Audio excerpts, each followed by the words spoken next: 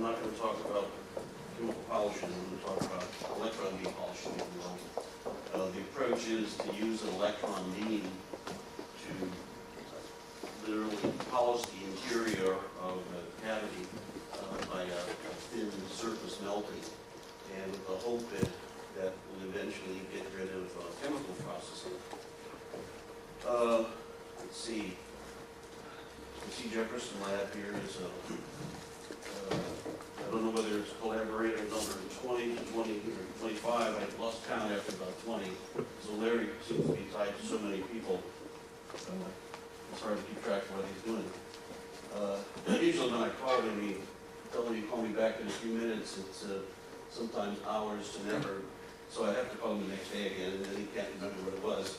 So he tells me it was a memory problem, and I think it's management problem. So, okay. Sorry, Larry. It's been a pleasure. You're very welcome. Thanks. I guess Charlie missed this particular cavity. It looks good on the outside, but on the inside, not so good. And this is what we want to go after. There's steps in the irregular steps. This is all near the equator. There's bubbles and there's pits. So the objective here is to try to get rid of all of that by using yet another electron beam. Of course, the electron beam created this problem, but it'll be with different parameters. I also want to mention this is a project, really we're only about a couple of months into it, so it's a brand new project that's just started. So for the electron beam, we want to achieve at least a very smooth surface, mirror-like surface if possible, to minimize defects, impurities, and to achieve a low strain surface. So the eventual goal here is to get a reproducible high Q, high field cavity.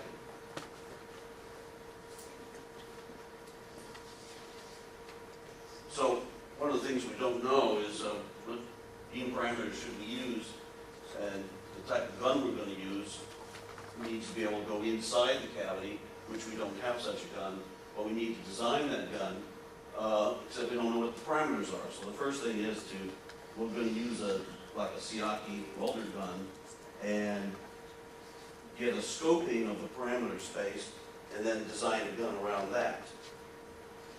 Okay, so these are samples of niobium that are approximately 90 millimeters long by 25 millimeters wide by 3 millimeters thick. And then what you see here, that's one pass of an electron beam, okay? And this is a 10 kilohertz raster beam that's half a millimeter in diameter, 50 kV energy. We've looked at between 20 and 250 milliamps, and then a scan rate of 5 to 20 inches per minute. And we looked at a variety of plates, and this is just a sampling of what it looks like. This is our test plate to begin with. Okay, and all right, so this is the unmelted region, and there's where the beam is passed, and you see it's this kind of crocodile skin is gone, and it turns into large, smooth grains of 300 to 400 microns.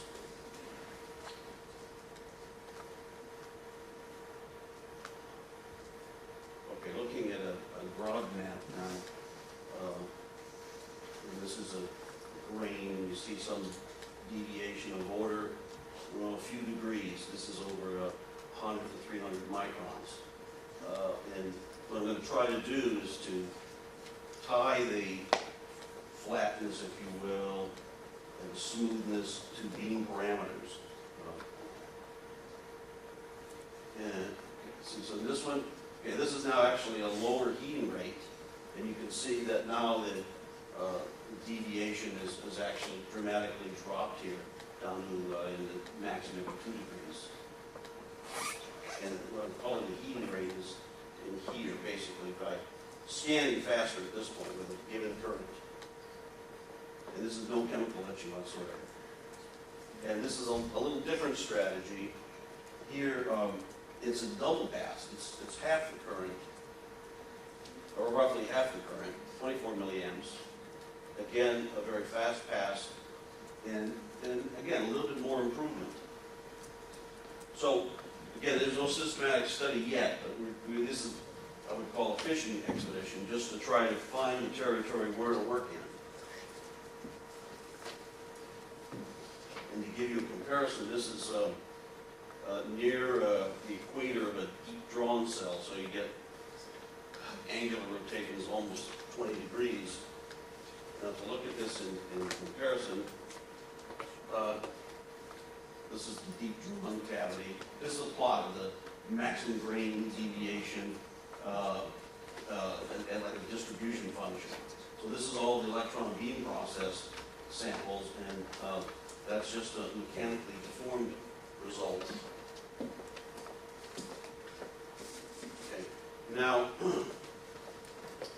here we're trying, this is the slower heating rate. So again, there's an improvement here compared to the case where it's roughly twice the heating rate. And so this is again a scoping study. We'll have to refine this a lot more. Again, we're about 2 months into this, so we want to get an idea of where to be, and then we can design a gun around that place. So, okay, this is one of the slower heating rates. It's very smooth surface. That's what I use. And then it has something like about 3 nanometers of flatness. Again, that's the lower heating rate. Now, then when you go to double the heating rate, you start seeing these steps, these grain boundary steps, which that translates to about 300 nanometers. So a factor of 2 in heating rate gives you a factor of 100 in these grain steps. So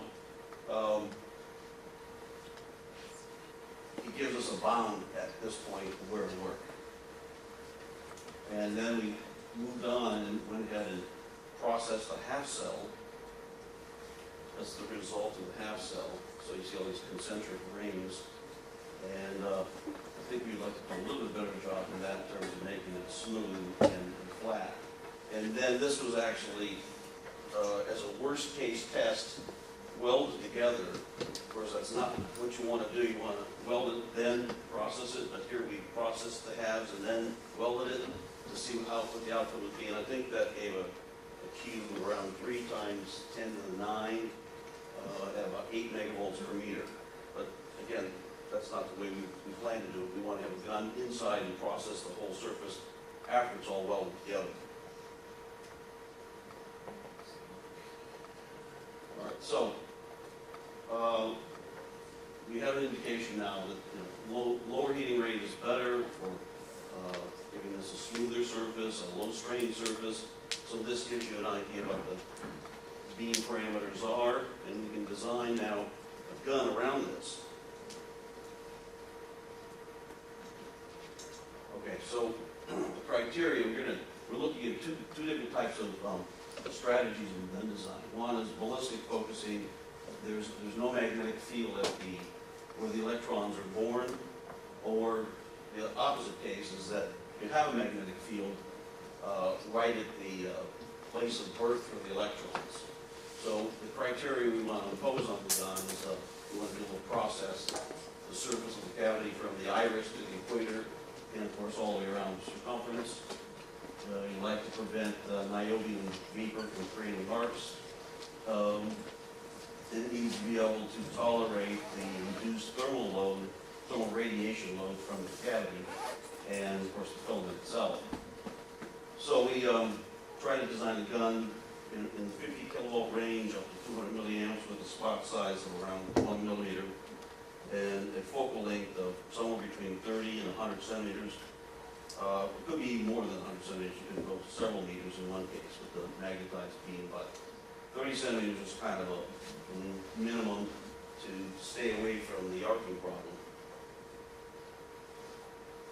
All right, this is our first gun design. This is the ballistic gun, and this thing is designed to go in or out of the cavity. And this about 1/5 diameter of the Siaki gun, so this one can go inside the cavity. And, all right, so the design is, all right, there's a filament cathode here, a first grid, which gives us focus, but keeps the current constant, and we have an anode, dipole magnet for giving us the second focus, and then a quadrupole for rastering the beam. And then it's in a casing that's water cooled for, it's a heat shield and both a magnetic shield. So that's the model that we used in, this is a particle and cell simulation. It's Particle Studio from CST. Okay, so it's kind of hard to see because it's so small here. There's a first focus here, beam expands, and then goes to a second focus. Here it's at the iris, and then all the way around to the equator. And then how are we doing that? Well, there's also a Helmholtz coil on the outside, which gives us this bend.